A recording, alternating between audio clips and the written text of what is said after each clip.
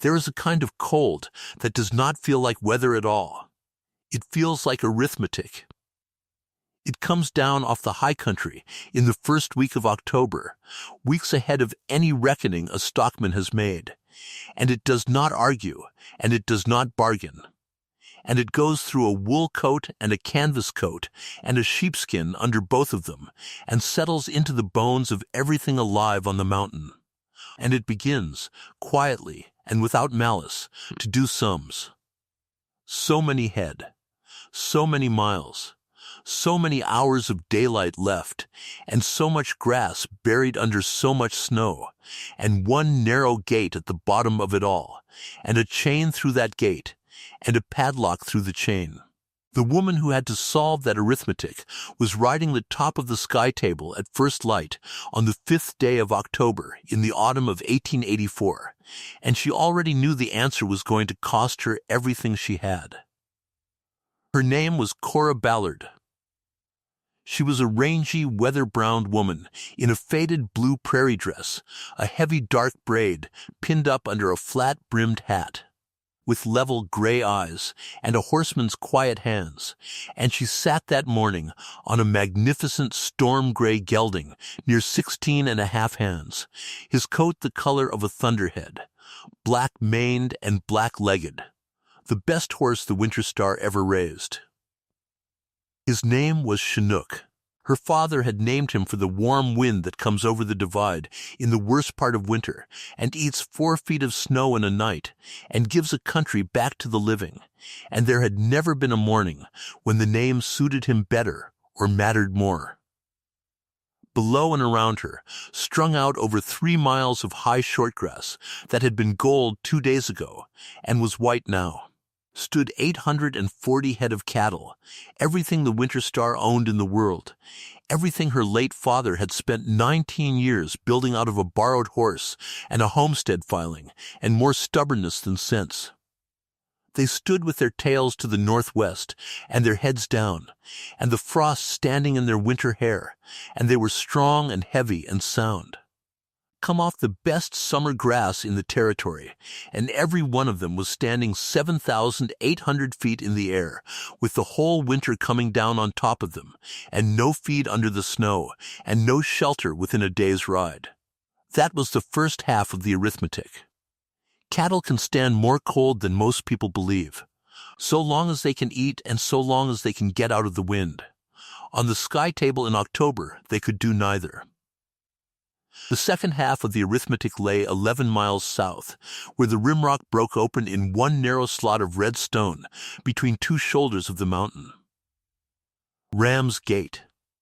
3 miles a pass, no wider in places than a wagon and a saddle horse. And beyond it the country fell away in long, easy benches down Ashwater Creek to the low-sheltered basin that everybody in that part of the territory called the Cradle, where the wind broke on a wall of rimrock, and the willow grew thick along the water, and the cured grass stood belly-deep all winter under barely a foot of snow. The Cradle was Cora Ballard's wintering ground. Her father had filed on it, and bought it and paid for it with 20 years of his life, and there was hay stacked on it, and a barn on it, and her own roof on it, and it was the one place on earth those 840 head could live through what was coming. Ram's Gate was the only way down to it. Everybody in that country had gone through Ram's Gate every autumn for as long as there had been cattle on the table, and everybody had come back up through it every spring, and nobody had ever thought twice about it any more than a person thinks twice about the road in front of a house. And on the last day of September, Hollis Deverell had closed it. He had not closed it with an argument or a lawsuit or a word to anybody. He had sent 4 men up the pass with a wagon-load of poles and a keg of staples, and they had hung a pole gate across the neck of Ram's Gate, where the walls came in closest, and they had run a log chain through it, and they had put a padlock on the chain. And they had built a stove-warmed line shack 40 feet off the trail, and left men in it with rifles and a standing order. Nothing on 4 legs came through, going down or coming up. Not for love, not for money, not for pity, and not for the neighbors. Hollis Deverell owned the anvil, and the anvil owned more of that country than the territory had bothered to count. He was a big, smooth-shaven cattleman in a fine charcoal broadcloth coat, silver-haired and heavy through the shoulders, with a soft, courteous voice that never once had to be raised, and he had explained his reasoning to Cora Ballard 3 weeks earlier across her own kitchen table, with his hat in his hands and his manners perfect. Land was worth what a person could hold. She could not hold it. He would take the winter star off her hands at $4 a head and 80 cents the acre, and she would have money in her pocket and no more sleepless nights, and everyone would be spared the unpleasantness of watching a good outfit come apart. She had said no, and Hollis Deverell had put his hat on and thanked her for the coffee and told her, in that same soft, courteous voice, that he was a patient man, and that the country had a way of doing his negotiating for him, and that she ought not to take it personally when it did. Now the sky in the northwest had gone the flat dead white of an old bone, and the wind had swung around and come up hard and steady out of that white, and the first snow was moving across the sky table in long, low ropes that ran along the ground like something hunting, and the temperature had dropped 19 degrees between full dark and daybreak. The pass was chained. The banknote came due in the spring. And every hour Cora Ballard sat still on that mountain was an hour Hollis Deverell did not have to spend $1 of his own money to get exactly what he wanted. She turned the storm-gray horse into the wind and looked a long time at the white nothing where the north country ought to have been. Then she turned him again and looked south at the rimrock, at the notch of Rom's Gate, barely visible now, chained and manned and 11 miles away, and no more use to her than a door painted on a wall. There was one other way, off that mountain. Her father had taken it exactly once, in the winter of 1871, before there was a road anywhere in the country, and he had drawn it in the back of his tally book in pencil, and never spoken of it again, except to say it was the kind of thing a person does once, and then spends the rest of his life being glad he does not have to do twice. Nobody had put a hoof on it in 20 winters. It ran 900 feet higher than the sky table before it started down, over the bare top of the Sawtooth Shoulder, above every tree in the country, in the open, in the wind. She was going to have to take 840 head of cattle over it in a blizzard. To understand how a woman came to be standing on the roof of the territory in October, with everything she owned around her knees, it is necessary to go back to August, when that same country was the most beautiful place on the face of the earth, and there was not a soul on it who would have believed what was coming. The sky table was a high shortgrass plateau, about 11 miles long and 4 wide, lying up under the northern rim of the Ram's Horn Range, like a shelf built into a wall. In August, the grass on it came up over a horse's fetlocks and cured standing, blue-green and then bronze, and there was water in 3 cold creeks that ran out of the snowbanks under the peaks and never failed, and the air was so clear that a rider could see the smoke of the smelter at Kettle Springs 60 miles off across the flat. Cattle put on flesh on that grass the way they will nowhere else. An outfit that summered on the table came off it in the fall, with animals so heavy and slick that buyers in the shipping pens would walk down the line twice just to look at them. That was the whole reason there were still small outfits in Kettle County at all. The big ranches held the low country and the water and the road. The small outfits held nothing but nerve and a few hundred head. And the sky table was the one advantage the country gave them, and every autumn they brought their cattle down off it through Ram's Gate, and wintered in the sheltered basins under the rim, and every spring they took them back up, and that was the pattern of life in that country, and had been since before anybody thought to write it down. Cora Ballard rode up onto the table on the 9th of August with 2 hands and 11 horses to start the count, and she came up out of Ashwater Creek at the last hour of light with the whole shelf of the mountain turned to beaten brass in front of her, and her cattle scattered across it in 2s and 3s as far as she could see. She sat there a while and let herself look. That was a thing her father had taught her, and one of the few pieces of his advice that had never yet cost her money. Look at it, Ransom Ballard used to say. Look at it every time, because the day you stop looking is the day you have started working for it instead of living on it. She was a rangy, weather-browned woman in a faded blue prairie dress. A heavy dark braid pinned up under a flat-brimmed hat with level gray eyes and a horseman's quiet hands, and she was 31 that summer and had been running the Winter Star alone for 2 of those years, since the spring the pneumonia took her father in 11 days from a wetting he got pulling a bogged cow out of a spring hole. She had grown up on that ranch. She had learned to rope before she had learned to ride a decent hand.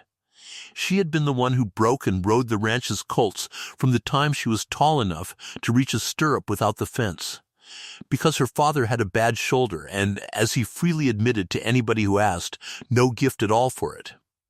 He had the gift for ground.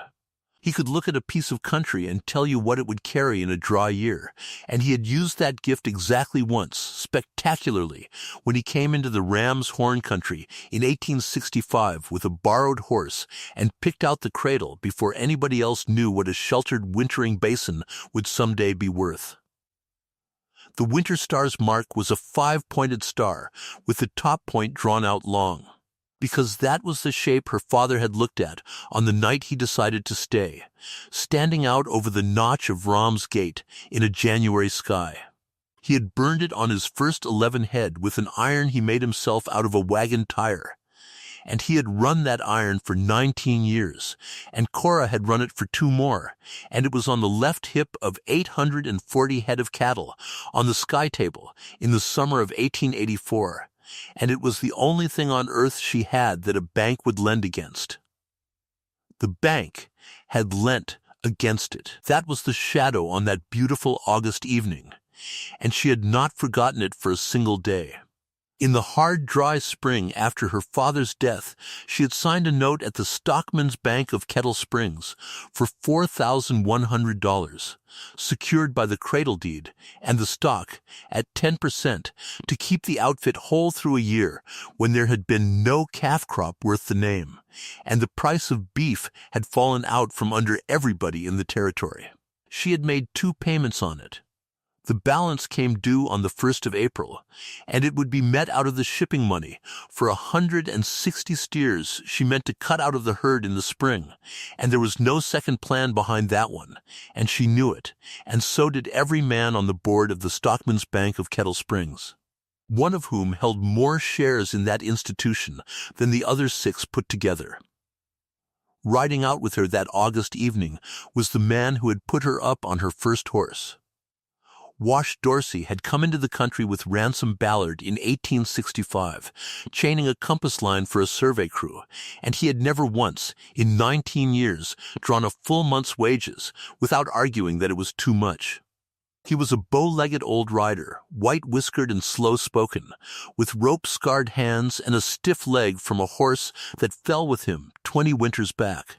And he could still hold a wild cow in the brush, and could still gentle any colt on the place, and he had a way of saying nothing for 4 hours, and then saying one sentence that turned out to be the only thing anybody needed to know. He was riding a stout brown horse and leading a pack mule, and he stopped beside her at the head of the trail and looked out over the same brass-colored miles she was looking at.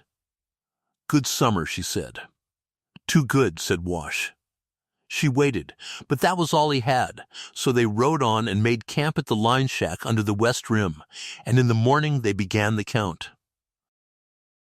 The other 2 hands with her that month were Illy Chance, a lean rider out of the Texas trail crews who never took off his spurs and never once complained about weather, and Mart Kellum, a heavy-shouldered fellow who could shoe anything with 4 feet and who talked enough for the entire outfit. 4 people and 11 horses for 840 head over 11 miles of high country. It was not enough, and everybody knew it.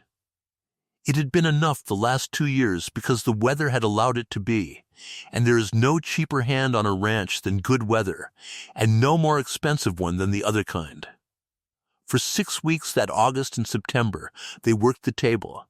They rode the rims and pushed the scattered bunches in off the benches and made the count in 3 gathers. They doctored a few for foot rot in the wet ground at the head of the middle creek and turned them loose sound. They branded the late calves. They fixed the drift fence on the north end where the elk had walked it down in the spring, and they took a wagon up with a load of salt and set it out in the licks, and every night they came back to the shack and ate beans and biscuits and slept like the dead.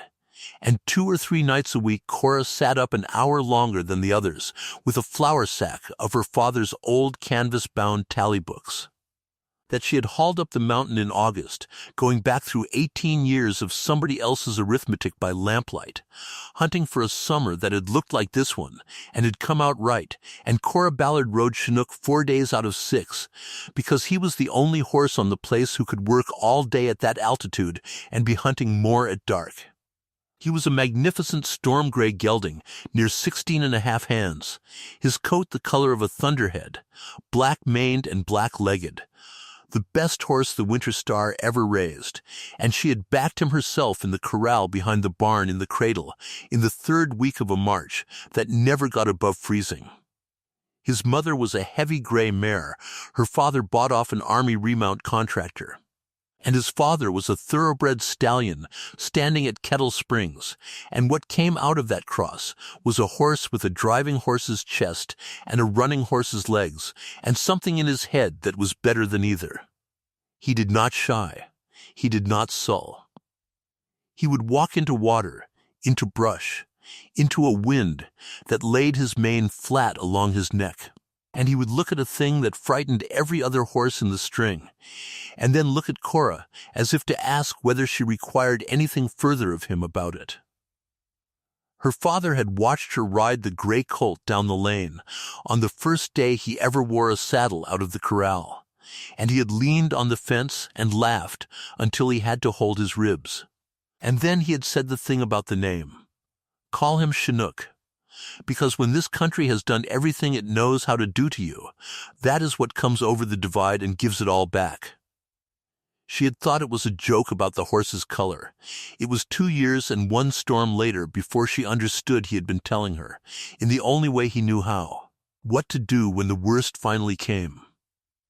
Hollis Deverell came down to the Cradle on the 14th of September in a light spring wagon with a driver and 2 riders behind him, which was how he traveled when he wanted a thing to look like a social call. The Anvil headquarters lay 18 miles south and east on the flat below Ashwater, and it was less a ranch than a small town that happened to run cattle, a 2-story frame house with a gallery on 3 sides, a bunkhouse that slept 40, a blacksmith shop, a store where the hands drew their tobacco against wages, and a set of shipping pens on the spur track that the railroad had bent 4 miles out of its way to build. The Anvil ran somewhere north of 26,000 head. It had come into the country in 1877 with Eastern money behind it and a manager who understood exactly one thing, which was that in a cattle country, the man who owns the winter owns everything. Summer grass is free and lies everywhere. Winter shelter is scarce, and hay ground is scarcer, and the road between them is scarcest of all. And Hollis Deverell had spent 7 years buying the scarce things one at a time from people who did not know until afterward what they had sold. He did it politely. That was the part the country never quite got over afterward. He never raised his voice, never sued a man he could buy, never bought a man he could wait out. His method was as simple as a snare. He would find a small outfit that was sound but thin, and he would be patient with it and neighborly to it for 2 or 3 years, and then a hard winter or a low market would come along the way they always do, and Hollis Deverell would arrive within the month with a wagon and a driver, and his hat in his hands, and an offer that was insulting, and, by then, the only offer there was. He sat at Cora Ballard's kitchen table in the low house in the Cradle, with the September light coming through the window and a cup of her coffee in front of him. A big, smooth-shaven cattleman in a fine charcoal broadcloth coat, silver-haired and heavy through the shoulders, with a soft, courteous voice that never once had to be raised. And he told her he had admired her father, which was true, and that he admired her, which was also true and did not signify. And then he made his offer. $4 a head for the stock, which was less than half what those slick, heavy sky-table steers would bring in the spring pens. 80 cents an acre for the deeded ground in the Cradle, which was a quarter of what her father had paid for the last of it. He would assume the note at the stockman's bank. She would keep her saddle horses and her personal effects and walk away clean at an hour when a great many people in that country were not walking away clean at all. And there was one other line in it, and she thought about that line for a long time afterward. He wanted the books and papers of the place included in the sale. All of them, the tally books, the brand records, the correspondence, the maps, whatever her father had kept in the desk and the cedar chest, going back to 1865. He said it lightly, the way a man mentions the barn cats. It saves confusion later, he said. Titles in this country are a rat's nest, and a buyer likes to have the whole history in one hand. She said no to all of it, and she said it plainly and without heat, because her father had raised her to believe that the moment you get angry in a business conversation, you have already begun to lose it. She said the Winter Star was not for sale in September and would not be for sale in April, and she thanked him for coming, and she stood up, which ended it. Hollis Deverell stood up too. He turned his hat around once in his hands and looked out her window at the rimrock wall that made the Cradle what it was, and he said the things she would repeat, word for word, in a courtroom in Kettle Springs 5 months later. I am a patient man, Miss Ballard. This country does most of my negotiating for me, and it never asks me for a commission. You ought not to take it personally when it does. Then he put his hat on and went out and got in his wagon and drove away south, and the 2 riders behind him touched their hat brims to her as they passed, and one of them was a lean, hard-mouthed foreman with a close-cropped sandy beard, pale, unblinking eyes, and a wolfskin coat worn shiny at the cuffs, and his name was Shad Purcell. And he did not touch his hat, and he did not look away either. And Cora Ballard stood in her own dooryard and watched them go and felt, for no reason she could have written down, the first cold finger of the winter on the back of her neck. The notice went up 16 days later. It was a printed handbill, 40 of them, nailed to the door of every store and stage station and post office within 2 days' ride, and it was worded by somebody who knew what he was doing. Anvil Land A&D Cattle Company. Notice to all persons. The lands of this company lying in and adjacent to the pass locally called Ramsgate are private property, held in fee, and are closed as of this date to the trailing, driving or grazing of livestock not the property of this company. Trespassing stock will be taken up and held for damages at the rate of $1 per head per day. Gates are locked. No exceptions will be made. Cora Ballard read one of them off the wall at the halfway house, which was Nell Sykes's roadhouse and stage stop at the mouth of the Cradle. On the first day of October, with the wind already blowing and the sky in the northwest gone a color she did not like at all, Nell came out on the porch and stood beside her and folded her arms.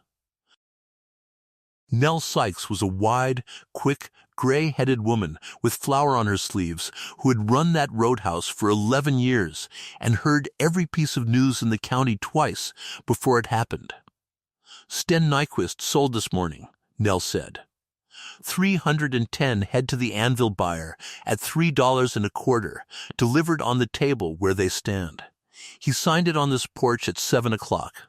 Sten Nyquist ran the hourglass on the far north end of the sky table, and he was a careful, decent, slow-moving man who had come up from Minnesota and had never once in 9 years been in a hurry about anything.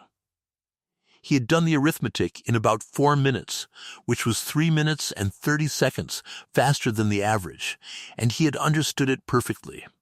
If a person cannot get down off the table, a person's cattle are already the anvil's cattle. The only question left is whether he takes $3.25 for them or nothing at all. Cora asked what the Cade outfit was doing. Nell said the Cade outfit had 400 head on the East End and had spent 2 days trying to find a lawyer in Kettle Springs who would take the case, and had learned that the 2 lawyers in Kettle Springs both did work for the Anvil, and that the third had moved to Helena in June. "And you," Nell said, "what are you doing?" "I am going up in the morning," Cora said, "and I am going to start bringing them down." "Through what?" "Through the gate. It is a public road. Everybody has used it since before there was a fence in this county." Nell Sykes looked at her a while with the wind pulling at her apron. "Honey," she said, "I have been on this road 11 years, and I have never once seen a road sign or a road bill or a road tax on it. Everybody has used it because nobody stopped them. That is not a road. That is a habit." That was, in 5 words, the entire legal position of the Anvil Land and Cattle Company. And it was the position that everybody in Kettle County simply accepted, and it was, though not one soul in the country knew it yet, completely and provably false. There was one more thing that happened that day, and it mattered more than any of it. Cora Ballard rode home up the Cradle in the last of the light, and Wash Dorsey came out to take her horse, and he did not go in for supper. He stood in the dooryard and looked at the sky in the northwest, which had gone from bone white to a strange bruised yellow along the bottom, and at the way the smoke from the house chimney was flattening out sideways instead of rising, and he wet a finger and held it up, which was pure theater, and both of them knew it. And then he said the one sentence he had in him for that entire day. "Miss Cora, that ain't a fall storm making up there." She asked him what it was. He said, "That's the kind my grandfather used to call a killing early one. It comes 6 weeks ahead of when it has any business coming, and it catches everything on the mountain still fat and still up high and still thinking it has got a month. I seen 2. My advice would be to be off that table by Thursday." It was Wednesday evening. The storm came in on Friday at 4 in the morning, and by then Cora Ballard had 840 head gathered and moving, and 11 miles of high country between her and a chained gate, and Thursday, as it turned out, had never been on offer at all. They went up the Ashwater Trail onto the Sky Table on Thursday morning, the 2nd of October. 4 riders and 14 horses and 2 pack mules, and they went up fast. The plan Cora Ballard made in her kitchen at 4 o'clock that morning, by lamplight, with a pencil and the back of a feed bill, was the only plan the situation allowed. Gather the whole 840 in one day, instead of the usual 3. Hold them overnight on the bench above the head of the Middle Creek. Trail them south at first light on Friday. Make the 11 miles to the mouth of Rom's Gate by early afternoon, and put them through the pass, whether the gate was chained or not. Because a pole gate is poles, and a chain is a chain, and a woman with 800 head behind her, and a winter coming has arguments a lawyer does not. They very nearly did it. The gather on Thursday was the hardest single day of work any of the 4 of them had ever put in, and they talked about it for the rest of their lives, mostly in the tone people use for things that were terrible at the time and became precious afterward. The Sky Table is 11 miles by 4, cut by 3 creeks and broken along the west side by a series of grassed benches that fall away in steps toward the rim, and cattle that have summered on it are scattered through all of it in family bunches that know their own ground and do not care to leave it. In a normal fall, a crew works one end at a time over 3 days, and lets the cattle drift together at their own speed, because cattle handled slow are cattle that stay heavy, and cattle handled fast are cattle that come off the mountain thin and sour, and worth less money. There was no slow available. They split at daylight, Ely Chance north, Mart Kellum east along the rims. Wash Dorsey working the benches on the west, because his stiff leg made the rough country his, by right of long argument, and Cora Ballard riding the middle and the far south end on the gray horse, because the far south end was 6 miles out and back, and Chinook was the only horse that could do it twice. She did it twice. She rode him out to the south fence at a long trot, and gathered 90-odd head off the head of the last creek, and pushed them north, and came back and did it again, and in between she rode a stout bay called Bright for 2 hours to give the gray a rest, and then went back to him, because Bright, honest as he was, could not cover ground at 8,000 feet without stopping to breathe every quarter-mile. The gray horse never stopped to breathe. He worked from 6 in the morning until the last light, with 2 hours off in the middle of it, and when she stepped down at dark and pulled the saddle he shook himself, and put his head over into the grain sack, and then went and stood at the edge of the held herd looking at the cattle as though he were counting them. By full dark on Thursday, they had 811 head on the bench above the middle creek, bedded and quiet, with the rest scattered in ones and twos that they would pick up on the trail in the morning. The 4 of them ate cold biscuits standing up. Nobody said much. There was a rim of light along the northwest horizon under the cloud that stayed there long after the sun was gone. A low bar of dirty pale green, and Wash Dorsey looked at it for a while, and then went and got every coat, blanket, slicker, and grain sack out of the pack, and laid them out in the shack, sorted, ready to hand.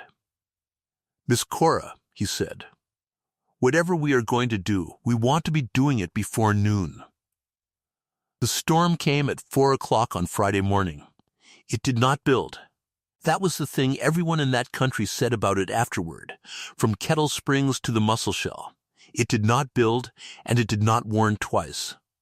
There was a still, mild, almost pleasant night with high thin cloud and a temperature around 40, and then the wind came over the north rim of the sky table all at once, out of the northwest, the way water comes over a broken dam. And the temperature fell 26 degrees in under an hour, and the snow arrived inside of that wind, already moving horizontally. Cora Ballard came out the door of the line shack into a country that had ceased to exist. The lantern in her hand lit up nothing but a wall of driving white 18 inches in front of her face.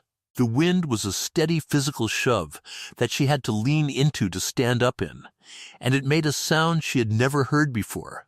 Not a howl, but a low continuous roar like a train that never arrived. She could not see the corral 40 feet away. She could not see her own boots.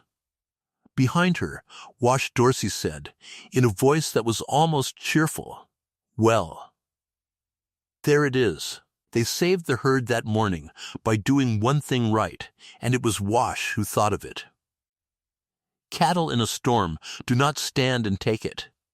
They turn their tails to the wind and they walk, and they will keep walking downwind for as long as the storm lasts, 20 miles, 40 miles, until something stops them, and what usually stops them is a fence or a rim.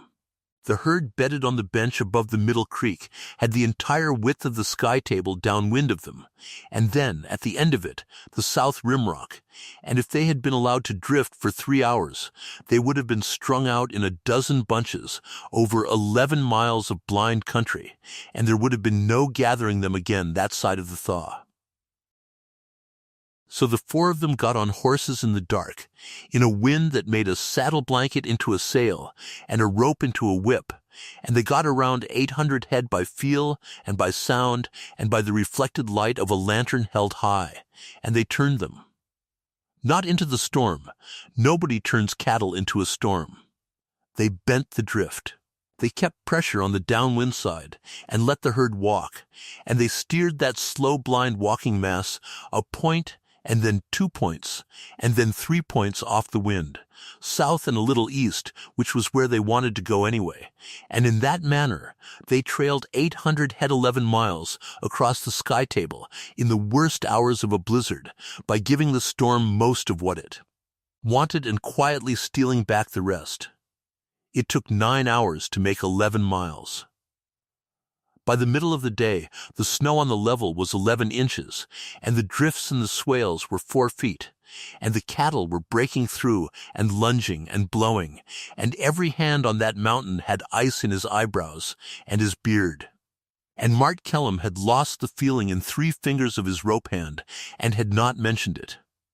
They pulled a heavy cow out of a drift at the second creek with 2 ropes and a dolly around a saddle horn, and she came out on her own feet and shook herself and walked off into the herd sound and angry, and Ellie Chance laughed at her and got a mouthful of snow for it. Twice the herd tried to break and drift, and both times Chinook and the gray horse's rider were the ones who got there and turned them. That was the day Cora Ballard learned what she actually had underneath her. The gray horse plowed. There is no other word. When the drifts were belly deep, he went into them at a lunging walk, with his chest and shoulders throwing snow out to both sides like the bow of a boat, and he broke a trail the cattle would follow, and when he came out the other side blowing hard, he shook his head once and went back in and did it again. He did not sulk, and he did not quit, and he did not once try to turn his tail to the weather. And Cora, who had ridden him for 4 years and thought she knew him, understood that she had never yet asked him a real question. The one time she got down on foot to lead him through a place she did not like the look of, he walked in front and put her in his lee without being asked, and stood so the wind came off her, and waited. At 2 o'clock in the afternoon on Friday, the 3rd of October, with the storm blowing as hard as it had blown at daybreak, the head of the Winter Star herd came down the last long slope to the mouth of Ram's Gate. Cora Ballard rode ahead through the blowing snow to open the gate. The neck of Ram's Gate is a slot 90 feet wide between 2 walls of red rimrock that lean in over it. And in a wind out of the northwest, it is the one sheltered place on that side of the mountain, because the rock takes the weather off and throws it over the top. Riding into it out of the storm was like walking out of a river. The roar stopped. The snow came down in the slot almost gently, in big flakes, straight and slow, and a person could see 200 yards and hear a horse breathe. What Cora Ballard saw when she came into that quiet was a new pole gate 11 feet high across the whole width of the slot, built out of green lodgepole in double panels with the poles set close, and a log chain through the center of it wrapped 4 times, and closed with a padlock the size of a fist. On the far side, 40 feet down the pass, a line shack with fresh tar paper on the roof, and a stovepipe putting out a straight rope of smoke into the still air. 3 saddle horses standing hip-shot under a lean-to. A man in the shack door with a rifle in the crook of his arm. And standing at the gate itself, on the warm side of it, with his gloved hands folded on the top pole and a buffalo coat over his broadcloth and his hat brushed clean, was Hollis Deverell. He had come up the south side that morning. The anvil kept a graded wagon road from the flat to the mouth of the pass, 4 miles of easy sheltered grade in the lee of the mountain, and a light sleigh could make it in an hour and a half. He had left his house after breakfast. He had had time to sit by the stove in the shack and drink coffee and wait, and he was not cold, and his coat was not even wet, and he was smiling at her with what any stranger would have taken for real warmth. Behind him, standing a little back with a wire cutter's pliers hanging from his belt, was a lean, hard-mouthed foreman with a close-cropped sandy beard, pale, unblinking eyes, and a wolfskin coat worn shiny at the cuffs. Cora Ballard rode up to the gate and stopped the gray horse and sat him. Snow had built along the crown of her hat and packed into the wool of her coat and frozen in the fringe of hair at her temple, and her face was raw and wind-scalded, and her hands had swollen inside her gloves. And behind her, back out in the roar, 830-odd head of cattle were coming down the slope into the shelter of the rocks and beginning to bunch and mill and turn there. Tails to the weather, and every one of them was 3 minutes' walk from a road that led down to feed and willow brush and a rimrock wall in safety. "Open the gate, Mr. Deverell," she said. I am afraid I cannot do that, he said. There is no argument on earth about what happens to these cattle if they stand on this mountain. No, he said. There is not. I am glad we agree about the facts.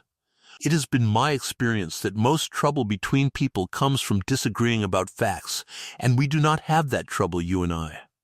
We agree entirely. He took a folded paper out of the breast of his coat, under the buffalo, where it was dry. He held it up in his gloved hand. $2 a head, he said. Delivered where they stand, this side of the gate or the other, it makes no difference. My crew will take them from you here. 60 cents the acre on the Cradle. I assume the note. This is the same instrument I brought to your kitchen in September, with the figures amended, and I will tell you plainly, Miss Ballard, because you are entitled to know how you are being dealt with. The figures will be amended again at dark, and again tomorrow, and they will not be amended upward. In 4 days there will be no figure in it at all, because in 4 days I will not need to buy anything from you. I will only need to wait until spring and buy it from the bank. He said it in that soft, courteous voice that never once had to be raised. He did not gloat. That was the thing about him, and it was the thing that made him what he was. And it is the reason his name is still remembered in 3 counties. He was not cruel. He was arithmetical, and he genuinely believed that a person who could not hold a thing had no business owning it, and that in taking it from her, he was performing a kind of natural service, like frost splitting a rock. Cora Ballard looked past him down the pass, at the smoke going up straight from the shack pipe, at the graded road below it running down out of sight toward the low country, and the willows and the wintering ground that was hers by deed and by 20 years of her father's life. That road has been used by every outfit in this country since before you came into it, she said. Used, said Hollis Deverell, is a lovely word. It is not a legal one. I hold this ground in fee, patented, filed and recorded, and I have had the records searched in the courthouse at Kettle Springs at my own expense, twice, by a man who does nothing else. There is no easement across this land. There is no reserved right-of-way. There is no county road. There is nothing but a great many years of people walking over my property because nobody told them not to. And I have now told them not to. If you believe otherwise, the courthouse is open on weekdays. And that at the time was the last word, because it was true so far as anybody in Kettle County knew, and because arguing with it in a snowstorm with 800 head bunching behind her was the same as not arguing at all. She tried the 2 things left to try. The first was the appeal, and she made it flat, without pleading, because pleading would have been a gift to him.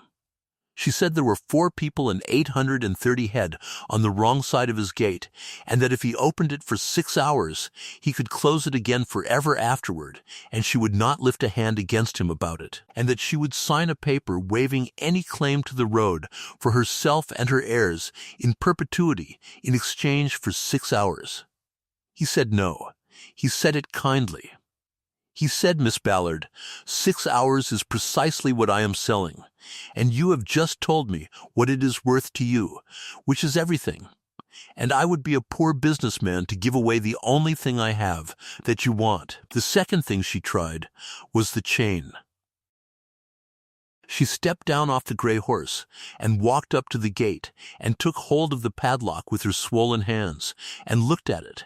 And Shad Purcell came forward on the far side and stood with the pole between them, and behind him the man in the shack doorway had come out into the snow with the rifle held across his body in the particular way that is not a threat and is not anything else either. Purcell said, in a flat voice with nothing in it, ma'am, don't. She said, you have got a gate across the only way off this mountain in a blizzard. Do you know that? He said, I know what my orders are. She said, that is not what I asked you. And Shad Purcell, who was a hard man and had done hard things for wages for 20 years, did not answer her and did not look away either. And something went across his face for about a quarter of a second, and then went away again, and Cora Ballard saw it, and filed it, and it would be worth more to her in February than anything else that happened at that gate. Then she got back on the gray horse. She did not curse them. She did not weep, though her eyes ran the whole time from the cold and the wind, and there was no way for anyone to tell the difference, which she was glad of afterward. She turned Chinook's head, and the gray horse swung around, and she rode back up the slot toward the roar, and at the edge of the shelter, where the rocks stopped taking the wind off and the world went white again.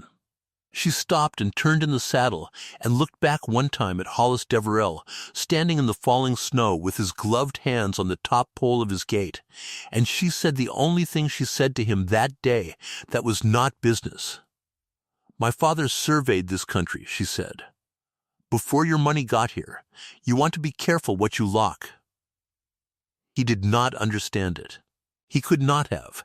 She did not entirely understand it herself when she said it, and she thought about that afterward too, and could never decide whether it had been a threat or a prayer or her father speaking through her out of pure habit. Hollis Deverell raised one gloved hand in a courteous small salute, the way a man does to a neighbor's wagon on a road.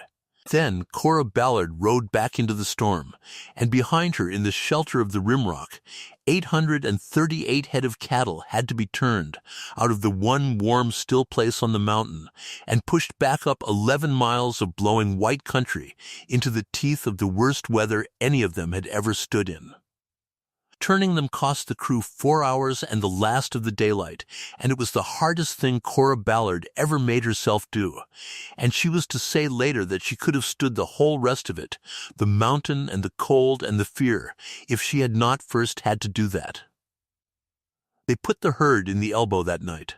The elbow was a mile-long crook in the west rim of the sky table, where the rock bent back on itself and made a pocket, and in the bottom of that pocket grew about 40 acres of stunted spruce, wind-flagged and knee-high on the outside and shoulder-high in the middle, the last timber the mountain allowed before it gave up on trees altogether. It was not shelter in any sense a person from a mild country would recognize.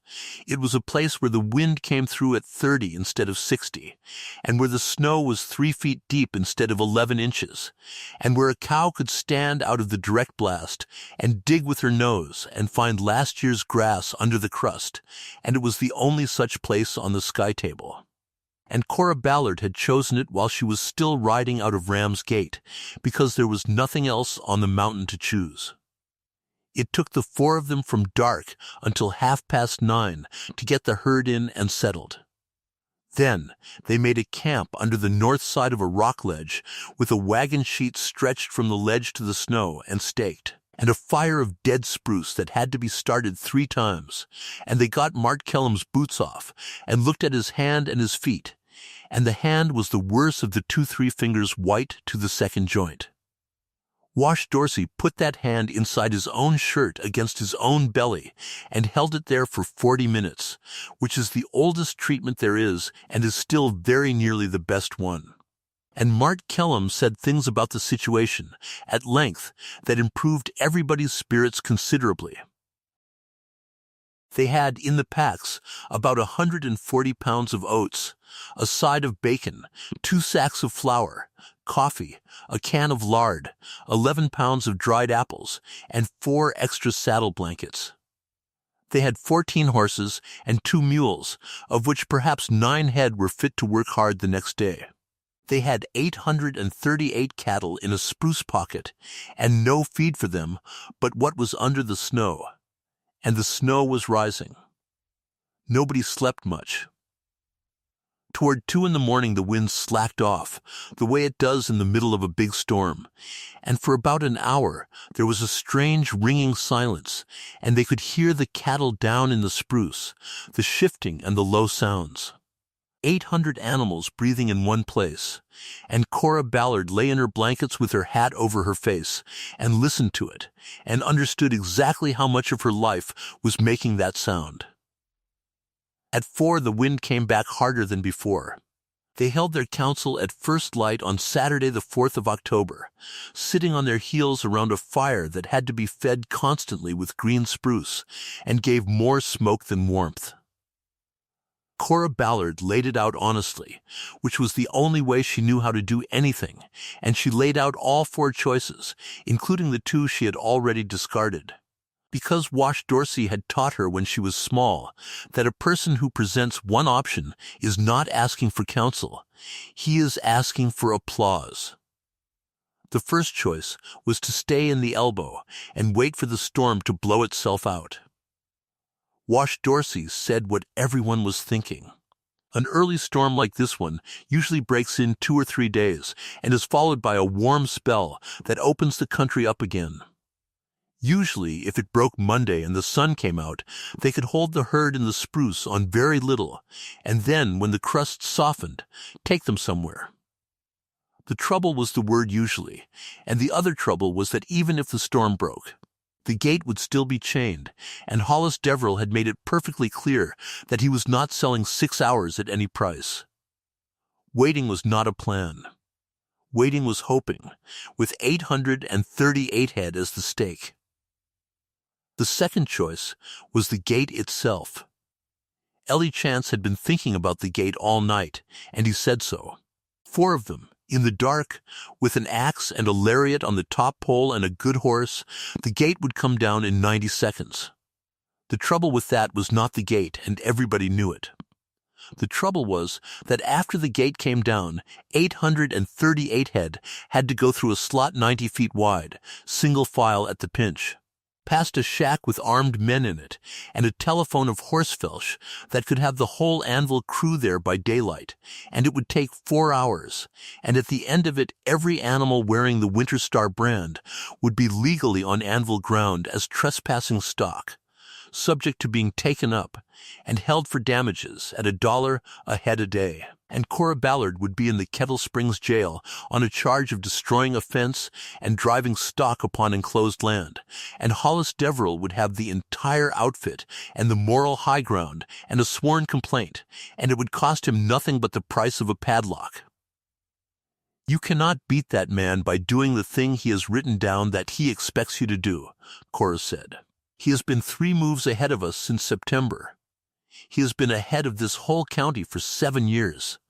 The only way anybody ever beats a man like that is to do a thing he has not written down. The third choice was the long way around. Off the east end of the sky table, down the Musselshell side, 61 miles of broken country and coulees to the wagon road at 2 Bar Crossing. Wash Dorsey did not even let her finish. In this snow, he said, 61 miles is 8 days, and there is not a stick of shelter or a mouthful of feed on any of it. That is not a drive.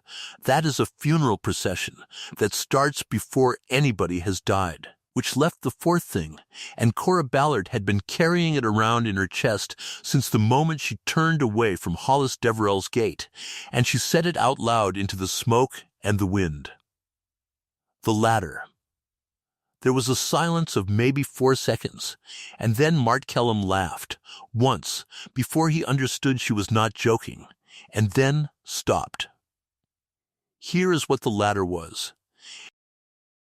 On the northwest corner of the sky table, the mountain does not fall away, it goes up.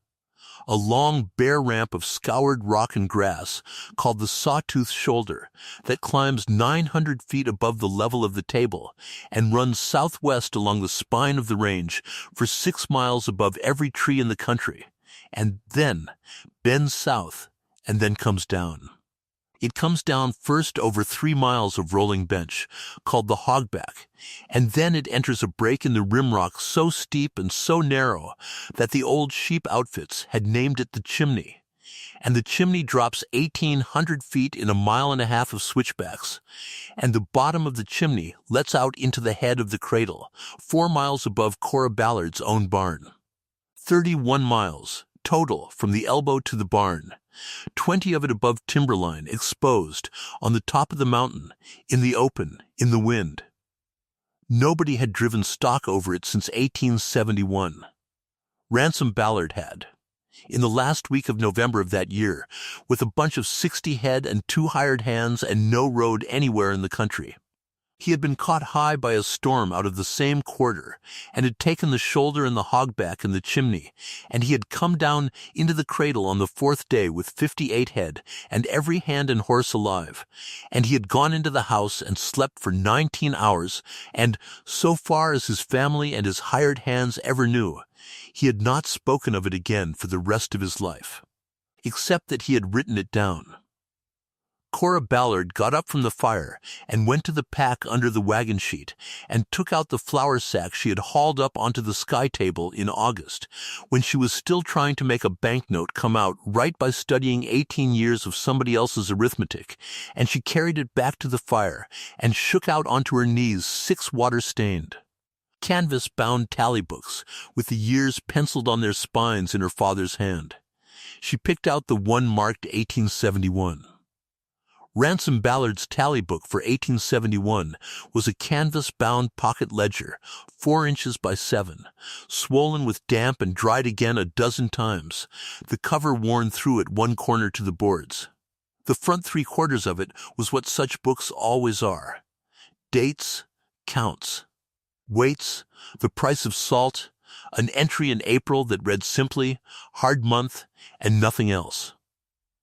The last 11 pages were something different, and Cora Ballard had read them twice before in her life, once when she was small and her father caught her at it, and took the book out of her hands without a word, and once in the month after they buried him. The 11 pages were a rout.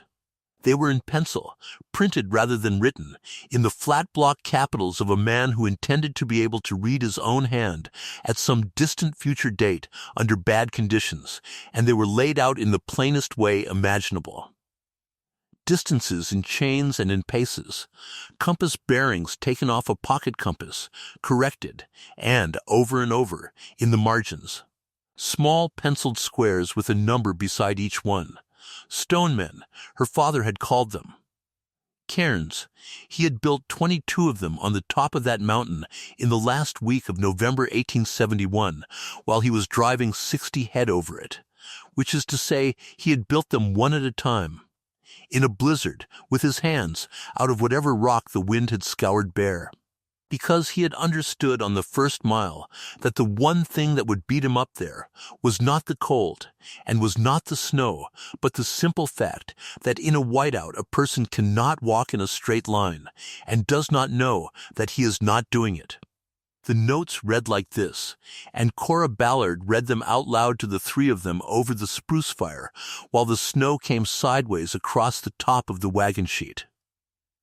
From the head of the elbow, bear northwest to the rock like a chimney corner, 1 mile and 40 chains. Stoneman number 1 on the point above it. From 1 to 2, west by north, the ground rises steady and hard. No snow holds here, the wind takes it. This is the reason for the whole route. Keep the wind on your left cheek and you cannot get lost. If the wind comes on your face, you have swung north and are walking off the country and must stop and go back to the last Stoneman and begin again. If you cannot find the next Stoneman, said the notes, do not hunt for it in a circle. Go back. At number 9, the ground bends south, and the wind will change from your left cheek to your left shoulder. This is correct. Do not doubt it. At number 14 there is a cornice built out over the west face by every storm in this country. It looks like ground. It is not ground.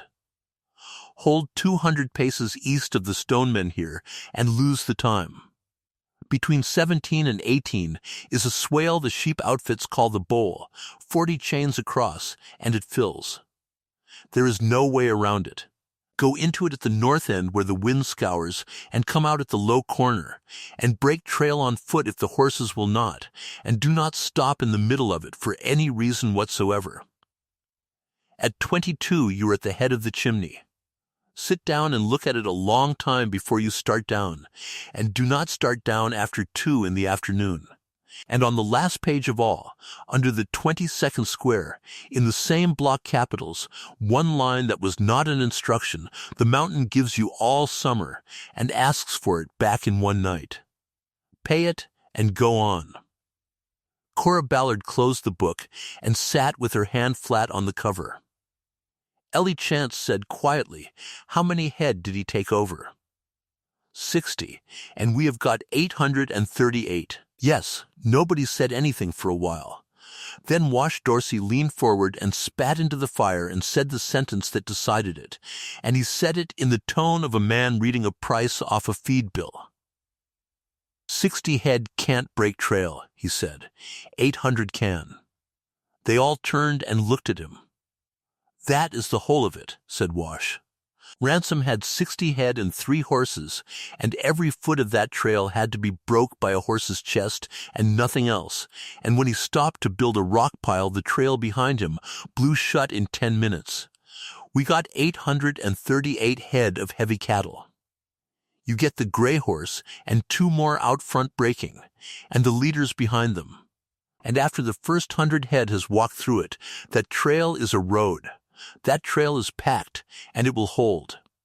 The back half of that herd is going to walk down off this mountain on a highway that the front half built for them. It ain't going to be pleasant, and we are going to lose some, and I ain't going to pretend otherwise, but that is a thing that can be done. And 60 head was a thing that could not hardly be done, and your daddy done it anyhow. That was the moment, and everyone there knew it was the moment, and nobody made a speech about it. Cora Ballard said they would go at first light Sunday, which gave them the rest of Saturday to make ready, and she gave out the work, and the 4 of them got up off their heels and went to it. And it was in the middle of that afternoon, sitting under the wagon sheet with a stub of pencil and a piece of pasteboard cut off a cracker box, copying her father's 22 stone men into a form she could carry inside her glove and read one-handed on a horse, that Cora Ballard turned the tally book over. She did it for no reason at all. She had reached the end of the 11 pages, and there was nothing after them but the back cover. And out of some idle habit of hands, she flipped the book end for end and opened it from the other side, the way people did with pocket ledgers in that country, keeping the cattle at one end and everything else at the other, so as not to waste paper that had been freighted 300 miles. The other end of the book was full. It was in ink, not pencil, and it was in a careful legal hand, and it began on the inside of the back cover with a heading her father had copied out in full, because he had been a man who copied things out in full. Territory of Montana, County of Kettle. At a regular session of the Board of County Commissioners held this 8th day of April, A.D. 1872, upon the petition of 41 freeholders for a public highway from the town of Kettle Springs by way of Ashwater Creek and the pass known as Ram's Gate to the Summer Range on the Sky Table. Ordered that R. Ballard J. Tebow ANDA. McCandless B. and ARE, hereby appointed viewers to view mark and layout said highway and to report their field notes to this board. And after that heading came 19 pages of field notes. Courses and distances. Beginning at a stone monument at the northeast corner of the town site of Kettle Springs, thence north 44 degrees west so many chains to a blazed cottonwood, thence up the west bank of Ashwater Creek, thence through the pass known as Ram's Gate, the width of said highway to be 60 feet, 30 feet on either side of the surveyed center line. The bearings of every witness tree, a pencil sketch of the pass with the walls and the pinch drawn in, and the center line running up the middle of it. And on the last page, in ink, 3 signatures and a date in June of 1872, and under them the certificate that the viewers had marked the route as ordered, and that, in their opinion, said road was of public necessity and utility. Cora Ballard sat in the snow under a wagon sheet on the top of a mountain in a blizzard and read it 4 times. Then she said, out loud, in a voice that did not sound like her own, "Wash, come here." Wash Dorsey came and hunkered down, and took the book in his rope-scarred hands, and held it out at arm's length, and turned it toward the light, and he read for a long time, moving his lips. And Cora watched his face, and saw it change, slowly, the way ice changes, when it goes over from white to clear.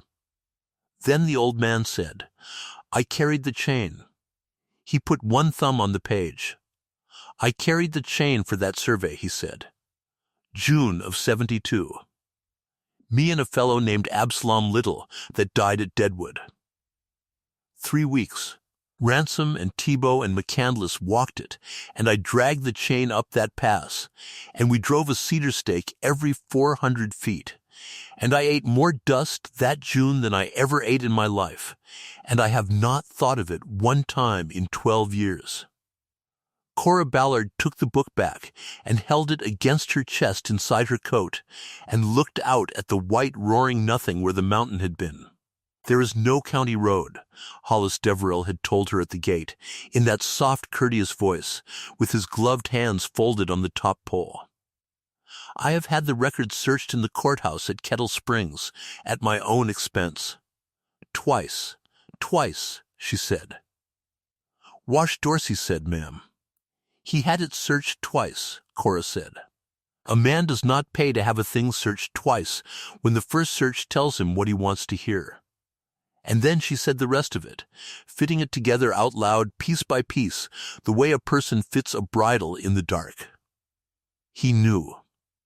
He had known since 1877, when he first bought that ground, that a public highway 60 feet wide ran straight up the middle of Ramsgate, laid out and marked and ordered by the county before his money ever came into the country, and that a road like that does not go away because a man builds a gate across it. He had known that closing it was not the exercise of a property right, but a crime against the county. And he had gone about it the way he went about everything, patiently, quietly, over 7 years. And somewhere in that courthouse, the page had come out of the road book, and the only reason he had waited this long to close the gate was that he had needed to be certain the last copy of that record was gone. That was why he had wanted the books and papers of the Winter Star included in the sale. All of them. Going back to 1865, he had not been buying a ranch. He had been buying the last surviving field notes of the road he had stolen, and he had offered to buy them from the one person in Kettle County who did not know she had them. And if the storm did what he expected the storm to do, he would get them in April from the bank, in a cedar chest, along with everything else, for 80 cents an acre. Cora Ballard buttoned the tally book into the inside breast pocket of her coat, against her ribs, where it stayed for the next 4 days and the next 4 months. Then she stood up and said, "We are not just taking the cattle down." The rest of Saturday was spent preparing, and the preparations tell you as much about that drive as anything that happened on it. They cut up 2 grain sacks and made mittens to go over their gloves, doubled with the seam turned out. They cut the wagon sheet in half. One half went on the pack mule as a windbreak for camp, and the other half was cut into 4 squares, and each of them wore one under his coat across the chest and belly, because canvas stops wind where wool does not.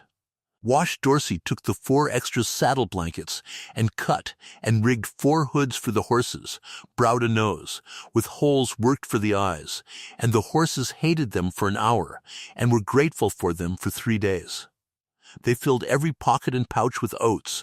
They put the matches in a corked bottle, and the bottle went inside Illy Chance's shirt. They made a hand line, 60 feet of half-inch rope, with a loop tied every 12 feet, to be strung between riders in a whiteout, so that nobody could be separated by more than the length of an arm and a rope.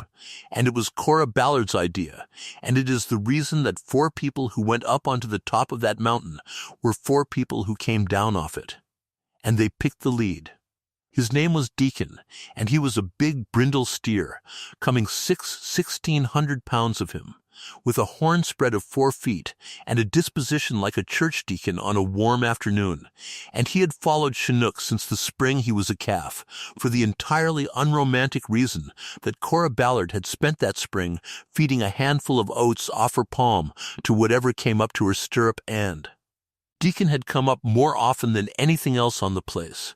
Where the gray horse went, Deacon went, at a distance of about 20 feet, chewing, and where Deacon went, 400 head of cattle, who had lived their whole lives following him to water, went too. Because a herd is not 800 separate decisions, it is one decision and 800 followers. And the entire art of trailing cattle is knowing which animal is making the decision. They left the elbow at 20 minutes past 7 on the morning of Sunday, the 5th of October. Cora Ballard went first on the gray horse. Behind her, Deacon, behind Deacon, in a string that took 40 minutes to get strung out and moving, 838 head of Winter Star cattle.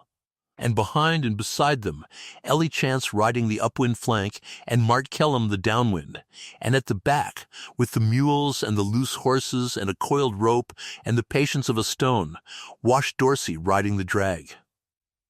The wind at the head of the elbow was 35 miles an hour out of the northwest, with gusts that took the breath out of a person's mouth. The snow was going by sideways at eye level, and the temperature at 7 in the morning was 4 degrees below zero. The first mile and 40 chains were the worst thing Cora Ballard had ever done, up to that hour of her life, and by the end of the second day she would look back on them fondly. They climbed out of the pocket and onto the open ramp of the Sawtooth Shoulder, into weather that had nothing between it and them, for 400 miles. She had her father's pasteboard card in her left glove, and she could not read it. Because there was no seeing anything at all, there was only white, close, moving, and the appalling discovery that white has no distance in it. She could not tell whether the ground in front of the gray horse rose or fell. Twice she was certain she was riding down a slope, and was in fact riding up one. The horizon did not exist.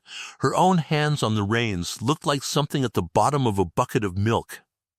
So she stopped trying to see and started doing what the notes said, which was the entire genius of Ransom Ballard, and the reason his outfit came down and other outfits did not.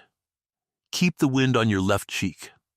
She turned her face a quarter turn to the left and let the wind come onto her cheekbone and set her jaw against the cold of it, and she rode with the pressure of that wind on that patch of skin the way another person would ride with a lamp in front of them. And when the pressure slipped forward toward her nose, she bent right, and when it slid back toward her ear, she bent left, and the gray horse under her, who had a considerably better idea of where the ground was than she did, made 100 small corrections she never even felt. And at 1 mile and 40 chains out of the white, about 30 feet to her right, came a shape. It was a rock pile 4 feet high, with a foot of snow on the north side of it, and its whole southwest face blown clean. Stoneman number 1. Built by her father's hands in the last week of November 1871, standing in the wind for 13 years, waiting. Cora Ballard sat and looked at it, and something came up in her chest that she did not have a name for, and could not have spoken through anyway. And then she raised her arm and waved it once at the white behind her where Ellie Chance was, and turned the gray horse west by north, and the drive went on. That was the shape of the whole first day. 8 miles, 9 stone men, and a rhythm. The rhythm was this. Cora and the gray horse broke trail, and where the wind had scoured the ridge bear, which was a good deal of it, there was no trail to break, and they made 3 miles an hour. Where the snow had loaded into a swale, they went in at a lunging walk, with the horse's chest throwing it aside, and when the gray began to blow hard, she pulled him out, and Ellie Chance came up on the bay called Bright, and took the front for a quarter mile, and then Mart Kellum on a stout roan, and then Cora and the gray again. And in that manner they spread the hardest work in the world across 4 animals, and none of them broke down. Behind them, Wash Dorsey had been right. The first 100 head walked in a trough of churned snow that came to their briskets. The second 100 walked in a packed lane. By the time the drag came through, an hour and a half behind the point, the Winter Star herd was walking single file down a hard white road 11 feet wide and 2 feet below the level of the drifts, and the wind, which had spent the morning trying to bury them, could not bury a lane that 800 head were walking through as fast as it filled. They made Stoneman 9 at 4:15 in the afternoon, which was almost dark. And there they got the first real gift the mountain gave them, and it was the gift Ransom Ballard had built the whole route around. At number 9 the ground bends south, and a long reef of frost-shattered rock stands up out of the ridge on the northwest side of the bend like a wall somebody left there, 40 feet high and 300 yards long. In its lee the wind dropped to a whisper. They put 838 head into that lee in one long bunched mass, packed shoulder to shoulder 6 deep along 300 yards of rock, and any person who has never seen it will not believe what that does. 800 cattle standing close together in the cold generate a great deal of heat and hold it among themselves. And steam came up off that herd in the last of the light, in a column the riders could see from a quarter mile away, and inside the mass of them it was warmer by 20 degrees than it was 50 feet out on the open ridge. The 4 of them scraped a place at the end of the reef and pulled the packs and got a fire going out of dead spruce roots they had carried up from the elbow in a sack, which had been Mart Kellum's idea and was worth more than the bacon. They melted snow in a 5-gallon can for the horses, 4 hours of work for 11 horses and 2 mules, taking turns, and they grained them, and they rubbed them down with grain sacks, and only then did they eat. Then Ellie Chance walked out and around the herd in the dark, once every hour all night, singing. Because a herd that hears a person moving around it does not spook and does not drift, and he had a terrible voice and knew 4 songs, and by morning the other 3 could have testified to that under oath. The temperature that night went to 22 degrees below zero. Nobody was warm. Everybody lived.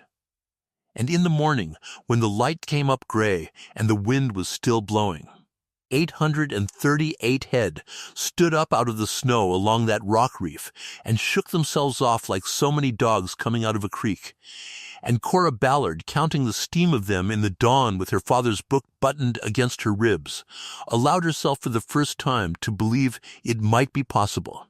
They had 23 miles to go, and both hard days were still in front of her.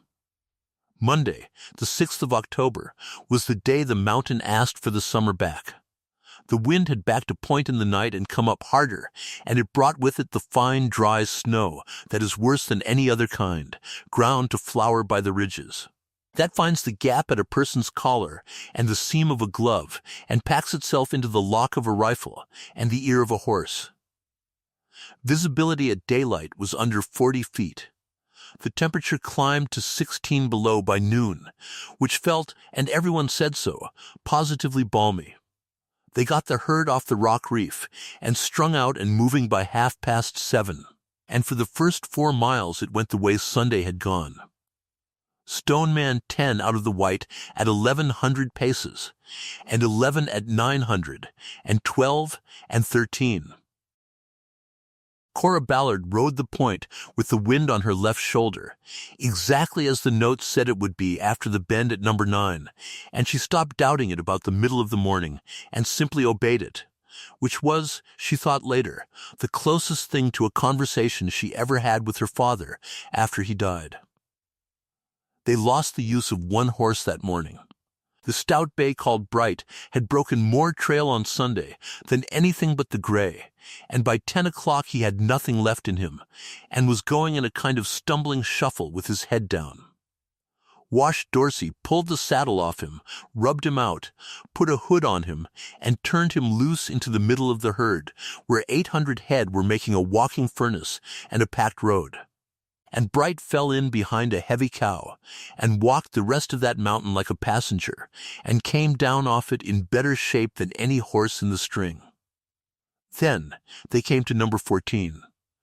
Cora Ballard had her father's warning by heart. At number 14 there is a cornice built out over the west face by every storm in this country. It looks like ground. It is not ground.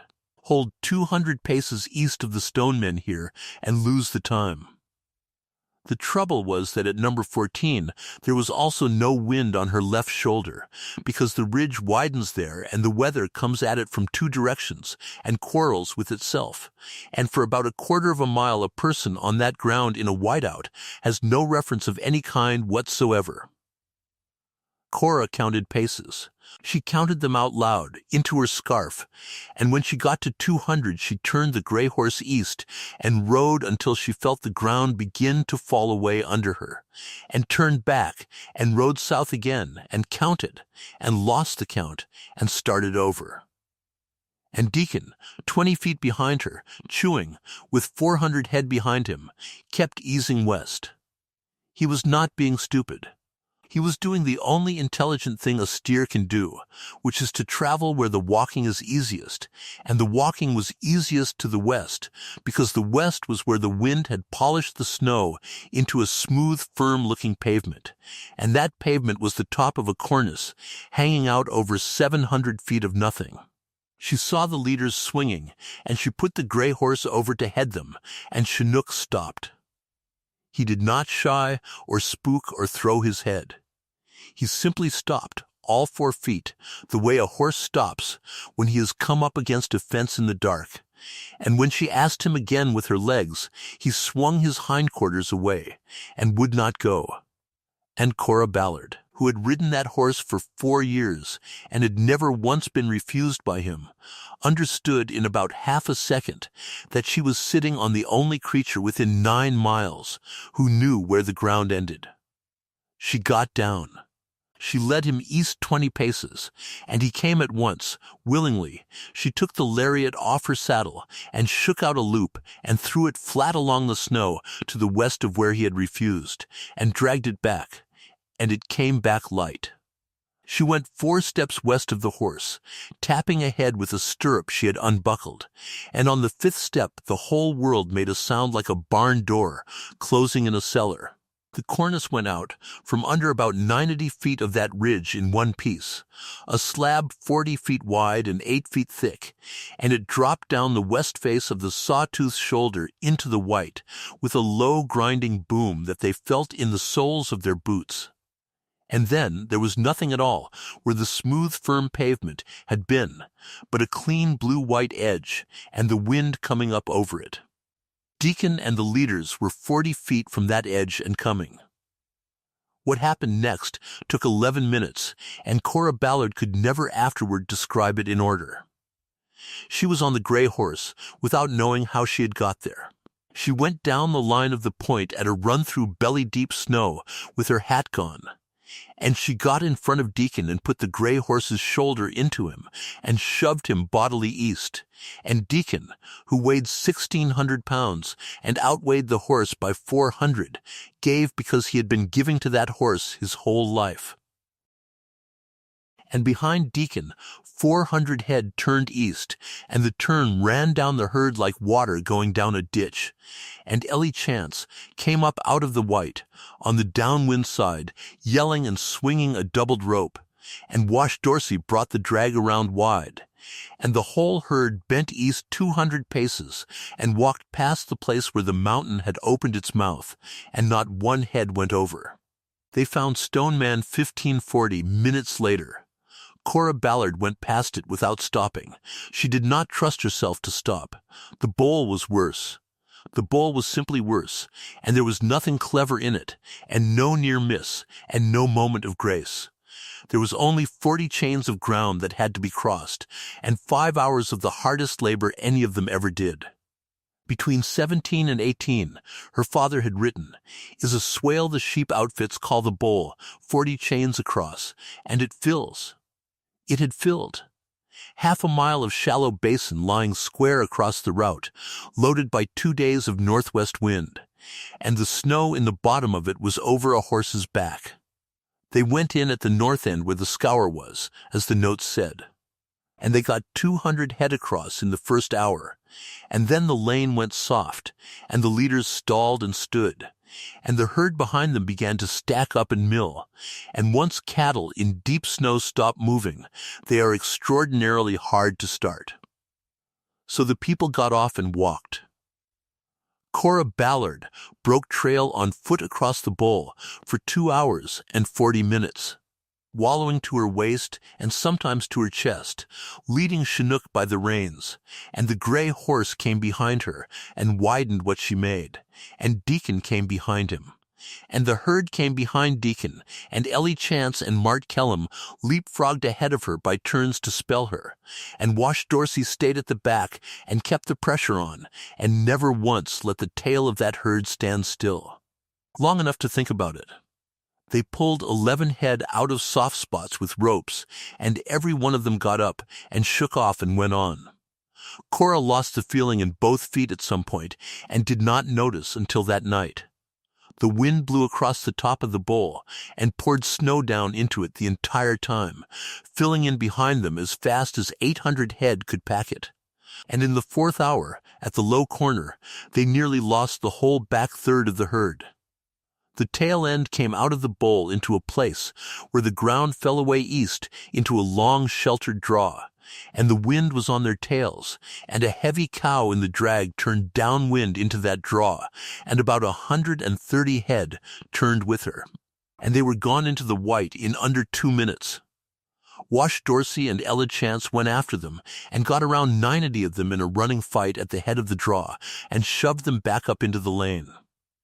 The rest, 41 head, kept going downwind, east, into country that fell away toward the mussel shell breaks. Cora Ballard sat the gray horse at the low corner of the bowl in the last hour of daylight with her feet numb in her boots and looked east into the blowing white where 41 Winter Star cattle had walked out of her life, and she made the decision that she said afterward was the hardest of the 4 days, harder than the gate and harder than the cornice. She let them go.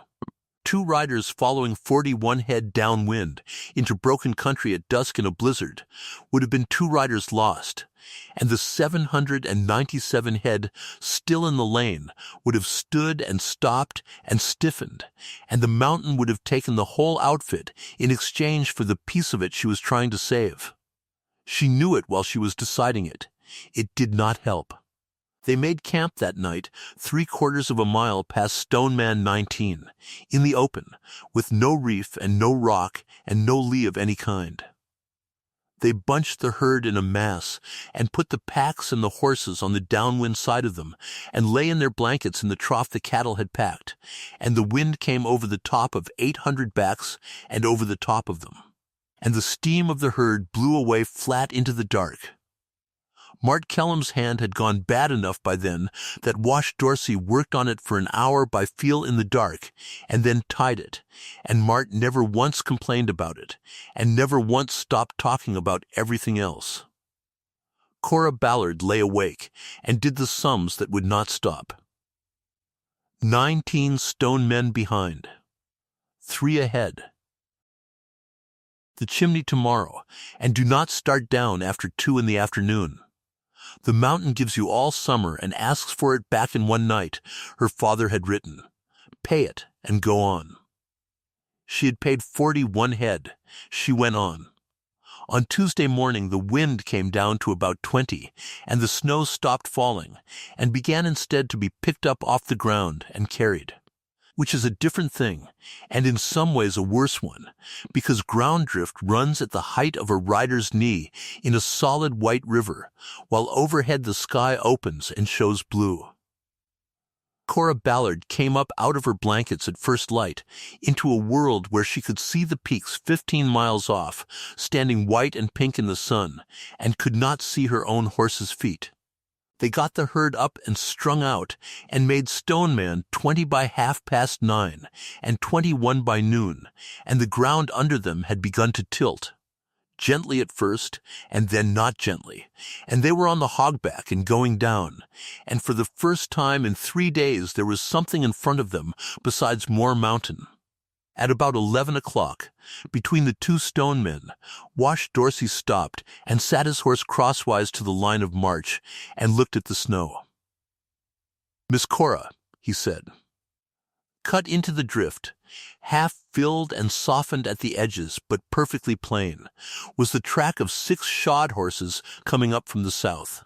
They had crossed the route within the last day, and they had been traveling hard, and they had not been traveling in any doubt about where they were going, and Wash Dorsey read them the way a person reads a letter from home.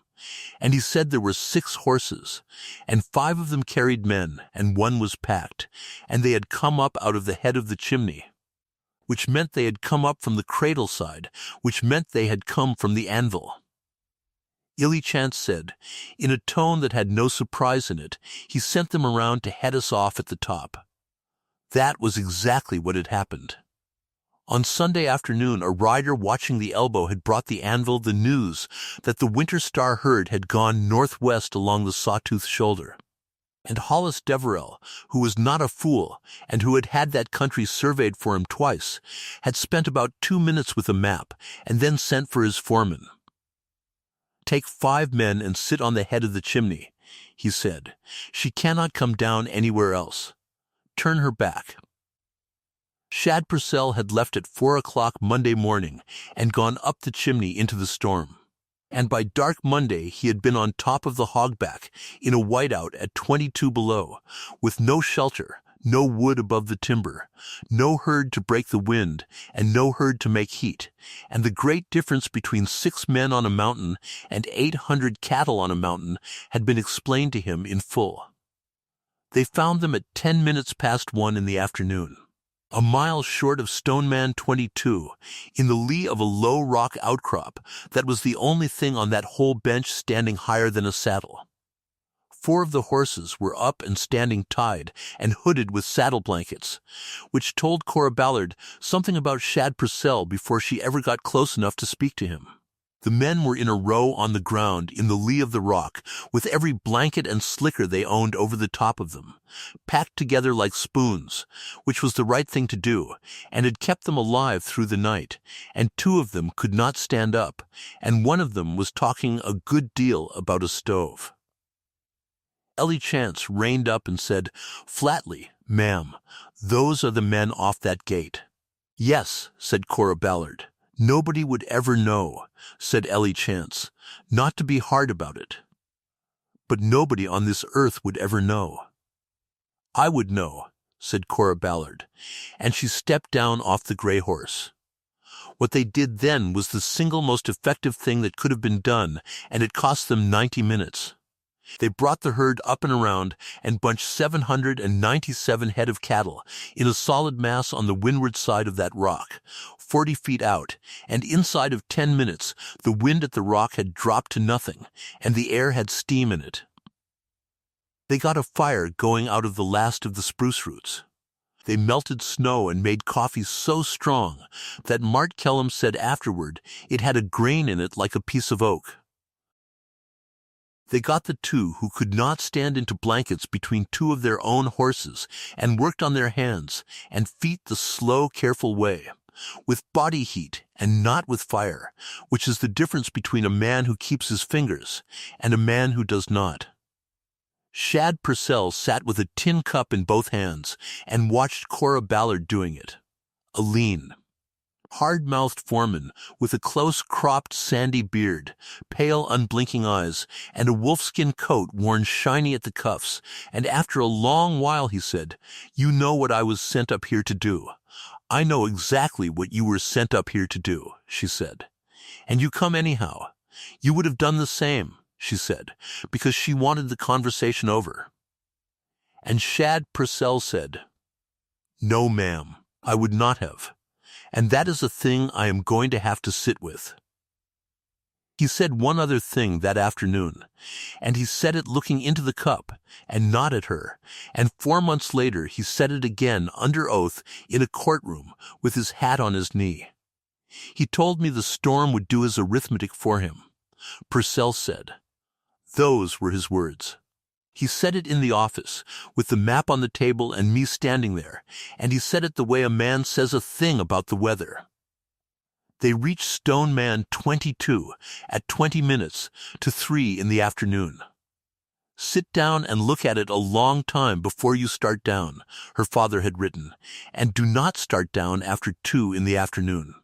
Cora Ballard sat down on a rock at the head of the chimney, with her father's book buttoned in her coat, and looked at it a long time. The chimney is a break in the south rim rock, a chute 200 yards wide at the top and 60 at the pinch, dropping 1,800 feet in a mile and a half in a series of 18 switchback benches, timbered on the lower half. And it is the only place in 9 miles where the rim is anything but a wall. In summer, it is a hard stock trail. Under 3 days of new snow, at 3 in the afternoon with the light going and the temperature falling, and 800 head bunched at the top of it, it was a chute of loaded snow over ice at an angle that made a person's stomach turn over just from standing at the top and looking down it. Every part of her wanted to go. The cradle was down there. Her own barn was 4 miles past the bottom, with hay in the stack and a stove in the house, and every hour of standing still on that mountain was another hour of cold for people and animals who had already spent 3 days paying. She stayed. They camped in the scrub at the head of the chimney, in the first real timber they had seen since Sunday morning.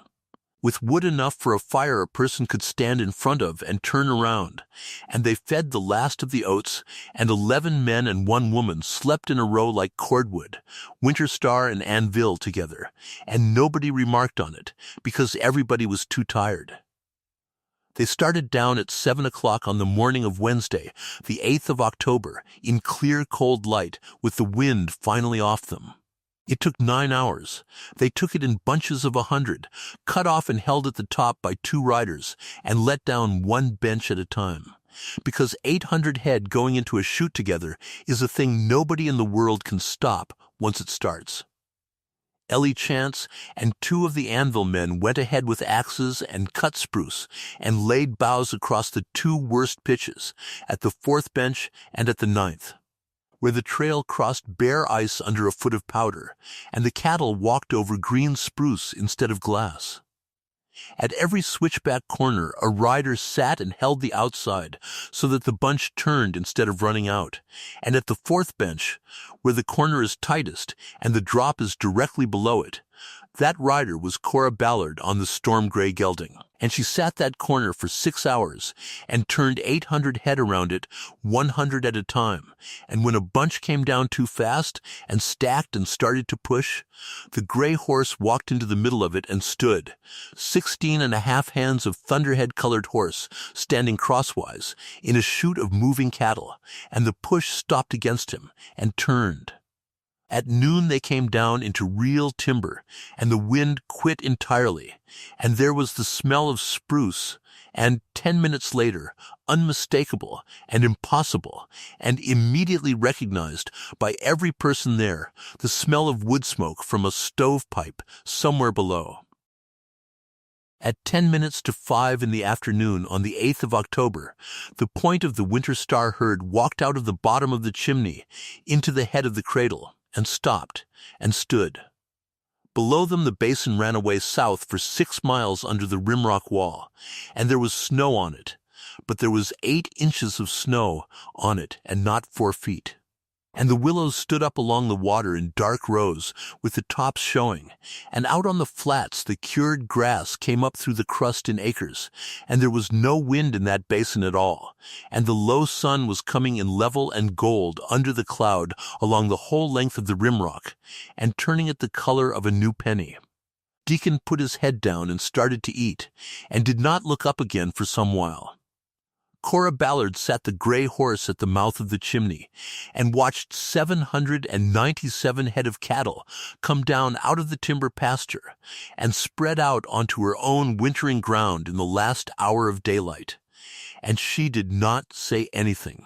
And Wash Dorsey rode up beside her and did not say anything either, and after a while the old man took his hat off, which she had seen him do twice in her life, and put it back on.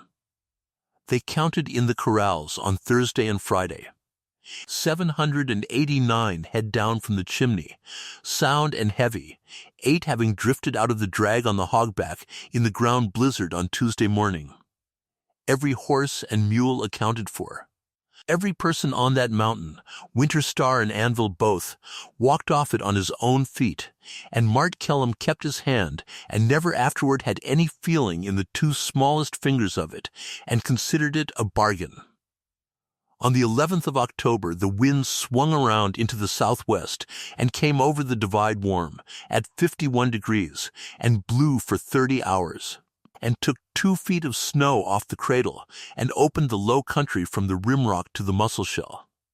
It was a Chinook, and it was the first of 3 that fell that winter, and it is the reason the winter of 1884 is remembered in Kettle County as a hard one, and not as the other kind. On the 22nd of October, 41 head wearing a long pointed star on the left hip came walking up the Ashwater Trail in a string, shaggy and thin and entirely sound, having wintered themselves for 2 weeks in a willow coulee 12 miles east with running water and brush over their backs, and Nell Sykes saw them go by the halfway house and sent a rider up to the Cradle at a gallop to say so. Cora Ballard was in the barn when he got there. She came out and stood in the door and heard him out. Then she went and put her forehead against the neck of a storm-gray horse and stayed like that for a while, and the horse stood and let her. Cora Ballard rode into Kettle Springs on the 17th of October with her father's tally book buttoned inside her coat. And she did not go to a lawyer, because there were 2 lawyers in that town, and both of them did work for the Anvil. She went to the courthouse and asked for the county attorney. Alva Prine was a spare, dry, careful man in his 50s with ink on his fingers who had been county attorney of Kettle County for 6 years and had prosecuted, in that time, a great many drunks and 4 horse thieves and nobody at all whose name was on the side of a shipping pen. He listened to her for 11 minutes with his eyes shut. Then he opened them and asked to see the book, and he read the heading and the 19 pages of field notes and the 3 signatures, and he got up without a word and went out of his own office and came back 4 minutes later carrying a tall, thin, water-stained volume bound in green buckram with record of roads, Kettle County, Vol, 1 stamped on the spine. He put it on the desk and opened it and turned to page 61. Page 61 was not there. Neither were 62, 63, or 64. They had been cut out close to the gutter with a sharp knife, in a manner careful enough that the book closed flat and shabby enough that anybody who looked would see it at once. And the stubs were still in the binding with the last quarter-inch of ruled lines, and, on one of them, the tail of a capital R in ink. Alva Prine looked at that for a long moment. Then he turned to the front of the volume, to the index, which was written in a clerk's hand in 1873 and had never been touched since, and he read out loud, Road Number 7. From the town of Kettle Springs, by way of Ashwater Creek and Ram's Gate to the Sky Table's Summer Range. Ordered April 8, 1872. Page 61. He set his finger on the line. Miss Ballard, he said, whoever did this cut out the road and left the table of contents. It got worse for the Anvil Land and Cattle Company from there, and it got worse quickly. Because a public record in a territorial county in those years was not 1 document, but a whole family of them, and a man who removes 1 member of a family has generally forgotten the cousins. The Commissioner's Minute Book for 1872, a separate volume kept in a separate press in a separate room, still carried the order of the 8th of April in full, appointing R. Ballard, J., Thibault, and A. McCandless viewers of a public highway through Ram's Gate. The Minute Book for the 12th of August of the same year still carried the acceptance of their report and the declaration that the road was of public utility and was thereby established 60 feet in width. And in the back office of the Kettle County Clarion, in a bound file that the printer Ohrenfeldt's kept, because printers keep everything, was the issue of the 21st of June 1872, with the legal notice of the survey printed in 6-point type at the bottom of the third column, exactly as the statute required, courses and distances and all. 3 independent proofs, and a 4th in a canvas-bound tally book that had spent 4 days inside a woman's coat on the top of a mountain. Hobart Skeen, county clerk and recorder of Kettle County for 9 years, was arrested on the 3rd of November. He did not hold out long. He had cut the pages in the spring of 1878, 4 months after the Anvil bought the Rams Gate ground, and he had been paid for it with a loan of $1,100 that was never called and never repaid, and was carried on the books of the Stockman's Bank as a personal note, and the note had been endorsed, in a hand nobody had trouble identifying, by the bank's largest stockholder. The territorial grand jury sat in Kettle Springs in the first week of February. It returned 2 indictments against Hollis Deverell, one for procuring the mutilation of a public record and one for obstructing a public highway, and the trial of the second was set for the 20th, and it drew a crowd that filled the courtroom and the stairs and the street outside, because by then the story had been in the Clarion for 3 months and had been reprinted in Helena and Miles City and eventually in Chicago and in New York, where it was read with great interest by a number of gentlemen who owned a very large amount of stock in the Anvil Land and Cattle Company. Wash Dorsey testified for 11 minutes about a chain he had dragged up a pass in June of 1872 and had not thought about in 12 years. A. McCandless, aged and deaf and brought over from Deer Lodge at the county's expense, identified his own signature in the tally book, and then, unasked, told the jury that Ransom Ballard had been the most careful man with a compass he ever knew, and that if the notes said 60 feet, then it was 60 feet. And Shad Purcell walked up and sat down with his hat on his knee and told the court that he had personally hung the gate and run the chain and set the padlock on the last day of September on the direct order of his employer, that he had been instructed that no stock of any owner was to pass in either direction under any circumstances whatsoever, that he had been standing 4 feet from Hollis Deverell at that gate on the afternoon of the 3rd of October, when the defendant declined to open it for a woman with 838 head of cattle in a blizzard, and that on the previous Monday in the office at the Anvil, with the map on the table, the defendant had said to him, in these words, that the storm would do his arithmetic for him. The county attorney asked him why he was testifying. Shad Purcell looked at the back of the courtroom for a while before he answered. "Because I was laying under a rock on the hogback in 22 below," he said, "and the outfit I had been sent up there to turn back come along and picked me up, and I have got to live somewhere in this county afterward." The jury was out for 40 minutes. Hollis Deverell was convicted of obstructing a public highway, which was, under the statute of that territory, a misdemeanor, and he was fined $300 in costs, and the fine did not signify in the slightest, and everybody in the room knew it, because the verdict was not the point, and never had been. The point was the road. On the 6th of December, before the trial ever came on, the Board of County Commissioners of Kettle County had met in special session and had ordered, on the strength of the minute book and the Clarion file and the field notes of R. Ballard, that Road No. 7 was and had at all times remained a public highway of that county, that the obstruction at Rams Gate be removed within 20 days. That any gate thereafter maintained across said highway be hung to swing free, be kept unlocked, and be maintained by the owner of the servient land, and that the road be entered upon the county road roll, worked at county expense, and marked with a board at each end. Sten Nyquist got his 310 head back at the price he had been paid for them, by a settlement that the Anvil's attorneys entered into with unseemly speed. The Cade outfit and 4 other small ranchers on the Sky Table joined in a civil action and were paid. And in the second week of March, a letter came out from the east, and Hollis Deverell ceased to be the manager of the Anvil Land and Cattle Company. That was the whole of his fall, and there was nothing dramatic in it.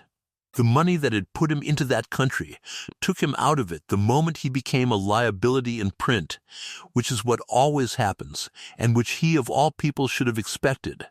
And he left Kettle County in April, and he was courteous to everybody he met on his way to the train. Cora Ballard paid the note at the stockman's bank on the 1st of April, in full. $4,060 with the interest out of the sale of 161 steers off the Cradle to a buyer from Miles City who walked down the line of them twice and then asked, twice, what they had been wintered on. The teller wrote paid across the face of it, and she folded it and put it in her pocket, and she rode home. They took the herd back up on the 9th of June. It was the same country, and it was not recognizable.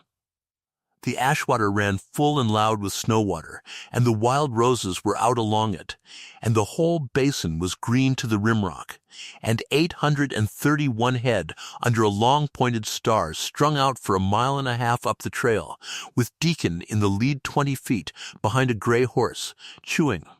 At the neck of Ram's Gate, the pole gate was still standing, and it had been rehung on new hinges to swing free, and there was no chain on it and no padlock, and there never was again, and it stood open against the rock wall with grass already grown up around the bottom of it. On a post beside it, the county had set a board with the road number and the two ends of it and the width in figures. And Cora Ballard rode past that board at a walk, in the last hour of the afternoon, with the light coming up the pass behind her, and the whole slot full of gold, and she did not stop, and she did not look at it twice, because it was only a board, and the thing it said had been true for 12 years before anyone bothered to write it down. That evening she came up out of the last bench onto the sky table. The shortgrass had come 3 inches, and was that blue-green it goes only in June, and the light was long and low, and turned the whole 11 miles of it to beaten brass. And away to the northwest, high up on the bare ramp of the Sawtooth Shoulder, where nothing lives and nothing grows. 22 piles of stone stood on the skyline in a curving line, exactly where a man had built them with his hands in a snowstorm in 1871, catching the sun. Cora Ballard stopped at the head of the trail the way she always did, and let herself look at it. She was a rangy, weather-browned woman, in a faded blue prairie dress, a heavy dark braid pinned up under a flat-brimmed hat, with level gray eyes and a horseman's quiet hands, and under her stood a magnificent storm-gray gelding, near 16½ hands, his coat the color of a thunderhead, black-maned and black-legged, the best horse the Winter Star ever raised, and behind them both, coming up onto the summer grass and the gold, came every head of cattle she owned in the world. The mountain gives you all summer, her father had written, and asks for it back in one night. She had paid it, in 1 night and 3 days, at 22 below, over the top of the Sawtooth Shoulder, with a rope and a card of penciled notes, and a horse named for the wind that gives a country back to the living. And the mountain had given her the whole rest of it, and the road under her was open. And it was going to stay open, and she sat there in the brass-colored light with her hands quiet on the reins, and let herself look at it for a long, long time.